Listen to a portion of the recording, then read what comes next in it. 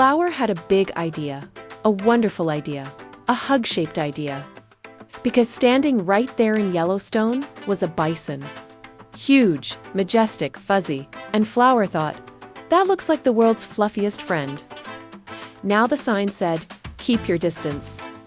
But Flower read it as, keep your balance. Easy mistake. Bears don't wear glasses. So Flower tiptoed closer, arms wide, whispering, just one little hug. The bison stopped chewing. The ground felt very quiet. Too quiet.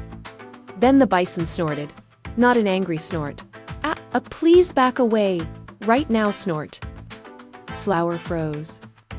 Then slowly, carefully, backed up like she remembered she left the oven on. The bison went back to chewing grass. Crisis over. Lesson learned. The narrator chuckles. Wild animals aren't pets. They need space to be safe. And so do you. Flower nods. Next time, she says, I'll hug the view instead. And Yellowstone keeps being wild.